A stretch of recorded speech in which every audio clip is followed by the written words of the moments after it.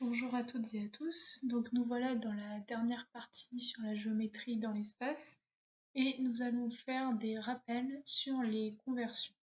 Tout d'abord, bon là j'ai pris l'unité qui est le mètre, mais j'aurais pu prendre d'autres unités, par exemple le gramme.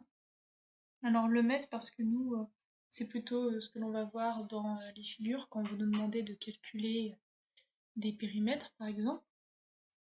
Donc, on va prendre un premier exemple. Imaginons que j'ai 17 mètres et que l'on me demande de le convertir en centimètres. Alors déjà, on va mettre le 7 dans la case des mètres, puis on va écrire la suite du chiffre. Donc on met toujours en fait le nombre des unités dans la case qui nous intéresse, ici le mètre, donc 17. Et ensuite, ce que je vais faire, c'est que je vais rajouter des zéros dans les cases qui m'intéressent pour obtenir le centimètre. Donc ici, on va rajouter un 0 là et un 0 là pour s'arrêter dans la case des centimètres. Donc 17 mètres fait 1700 centimètres. Donc si on prend un autre exemple, si j'ai 103,21 décimètres,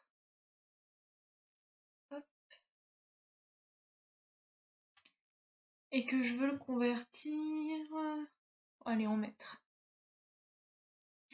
Donc toujours on a dit le chiffre des unités dans les décimètres, donc on va avoir le 3 et puis je recopie la suite, hein, donc on va avoir 103,21. Ici nous, c'est la case des mètres qui nous intéresse, donc on va décaler la virgule, que le 0 soit l'unité. Et donc on va avoir 10,321. Voilà, donc ça c'est un petit rappel pour les mètres. Ensuite, nous avons les unités pour l'air. Donc ici, on remarque qu'en fait, sur toutes nos unités, on va avoir des carrés. Centimètres carrés, mètres carrés, décimètres carrés, etc. Qu'est-ce que ça change? Pas grand-chose, seulement que à chaque fois, on va avoir deux colonnes au lieu d'une. Donc par exemple, le mètre carré a deux colonnes. Donc on va voir que c'est le même principe. Toujours, si j'ai 10 mètres carrés, et que je veux savoir ce que ça fait en décimètres carrés. Donc toujours, on va avoir l'unité dans les mètres carrés. Alors attention, on remplit tout le temps la case de droite, la plus à droite. Donc je l'écris comme ça. Et pour les décimètres carrés, bah, je rajoute les zéros. Hop. Donc en fait, 10 mètres carrés, ça fait 1000 décimètres carrés. Ça revient au même. Et si par contre j'avais voulu le convertir en kilomètres carrés, j'aurais rajouté les zéros. Hop. Bon, on peut mettre un 0 ici si on veut, ça change pas grand chose. Et on met la virgule à l'endroit qui nous intéresse, donc ça ferait 0,401. Donc voilà, ça c'est pour les mètres carrés. Et le dernier, eh bien, c'est le volume. Alors ici, maintenant on a des cubes, donc on n'a plus 2 colonnes à chaque fois, mais 3. Alors c'est exactement encore le même principe, mais ce qui m'intéresse, c'est que je voulais porter votre attention sur ceci. Alors ici, on a les hectolitres, les décalitres, les litres, décilitres, centilitres, millilitres.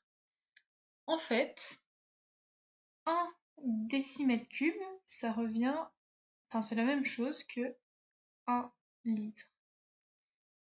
Donc ça va vous permettre de faire des conversions si j'ai par exemple 2 mètres cubes et qu'on me demande dans un exercice de le convertir en litres.